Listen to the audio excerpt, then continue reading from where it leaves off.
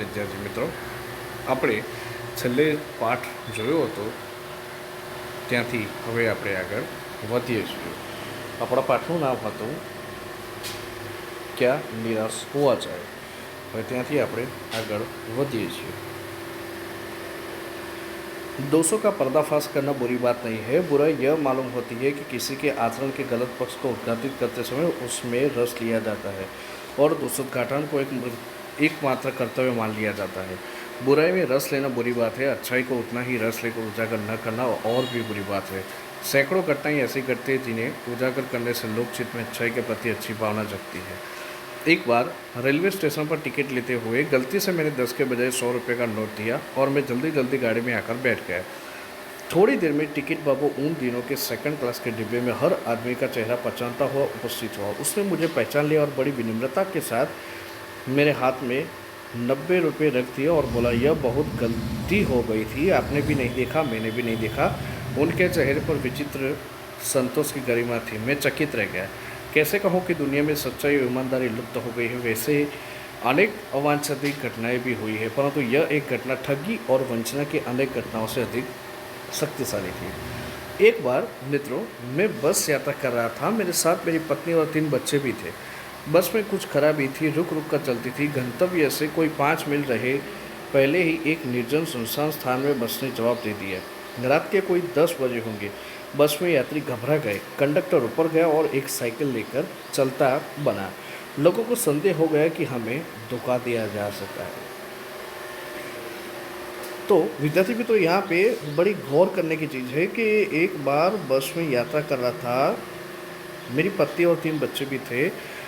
गंतव्य से 5 मील पहले ही दूर निर्जन सुनसान स्थान में बस ने जवाब दे दिया. रात के कोई 10 बजे हो गए. बस में यात्री घबरा गए. कंडक्टर ऊपर गया और एक साइकिल लेकर चलता बना और लोगों को संदेह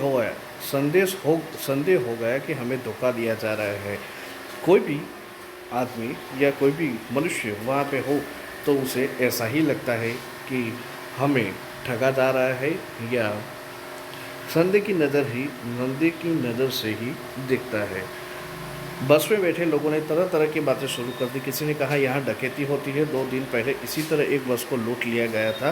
परिवार सहित अकेला मैं ही था. बच्चे पानी पानी चिल्ला रहे थे. पानी का कहीं ठिकाना था. ऊपर से आदमियों का डर समा गया था. तो तरह तरह के लोग बातें कर सकते हैं. कुछ नौजवानों ने ड्राइवर को पकड़कर मार पीटने का हिसाब बनाया. ड्राइवर के चेहरे पर हवाइयाँ उड़ने लगी. लोगों ने उसे पकड़ लिया.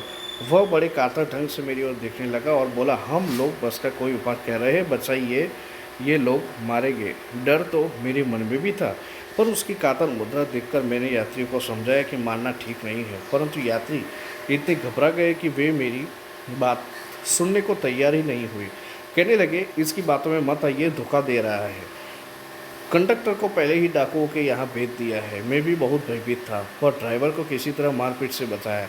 1.5-2 घंटे बीत गए. मेरे बच्चे भोजन और पानी के लिए व्याकुल थे.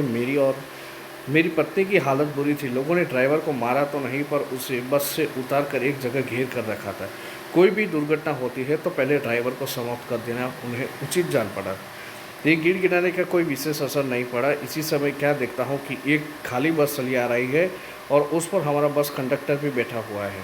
उसने आते ही कहा, अड्डे से नई बस लाया हूँ, इस पर बैठिए, वह बस चलाने लायक नहीं है. फिर मेरे पास एक लोटे में पानी और थोड़ा दूध लेकर आया और बोला, पंडित जी, बच्चों का रोना मुझसे देखा नहीं गया. वही दूध मिल गया, थोड़ा लेता आया. यात्रियों में फिर जान आई. सब ने उसे धन्यवाद दिया. ड्राइवर से माफ़ी मांगी और 12 बजे से पहले ही सब लोग बस अड्डे पहुँच गए. कैसे कहूँ कि मनुष्यता एकदम समाप्त हो गई. कैसे कहूँ कि लोगों में दया माया रही नहीं गई. जीवन में न जाने कितनी ऐसी घटनाएं हुई है जिन्हें मैं भूल नहीं सकता. ठगा भी गया हूँ, धोखा भी खाया है, परंतु बहुत कम स्थलों पर विश्वासघात नाम की चीज़ मिलती है. केवल उन्हीं बातों का हिसाब रखो जिनमें धोखा खाया है, तो जीवन कष्टकर हो जाएगा. परंतु ऐसी घटनाएं भी बहुत कम नहीं जब लोगों ने अकारण सहायता की, निराश मन को ढाढ़स दिया है और हिम्मत बंधाई है. कविवर रविंद्रनाथ ठाकुर ने अपने एक प्रार्थना गीत में भगवान से प्रार्थना की थी कि संसार में केवल नुकसान ही उठाना पड़े, धोखा ही खाना पड़े, तो ऐसे अवसरों पर भी है प्रभु, मुझे इतनी शक्ति दो कि मैं तुम्हारे ऊपर संदेह न करूं. मनुष्य की बनाई यह विधियाँ गलत नतीजे तक पहुंच रही है तो इन्हें बदलना होगा. वस्तुतः आए दिन इन्हें बदला ही जा रहा है, लेकिन अब भी आशा की ज्योति बुझी नहीं है। महान भारतवर्ष को पाने की संभावना बनी हुई है, बनी रहेगी। मेरे मन निराश होने की ज़रूरत नहीं है। तो मित्रों, ये था हमारा पाठ। अब हम शब्दार्थ की ओर आगे बढ़ेंगे।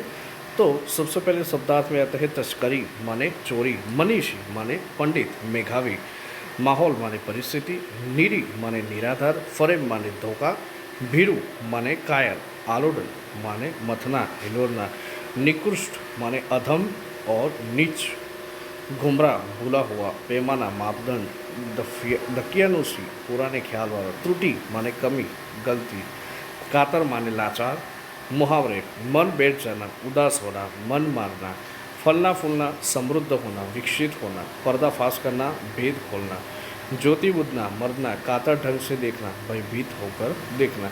तो विद्यार्थी मित्रों, पाठ के शब्दार्थ, मुहावरे और स्वाध्याय आपको अपनी नोटबुक में लिखने हैं।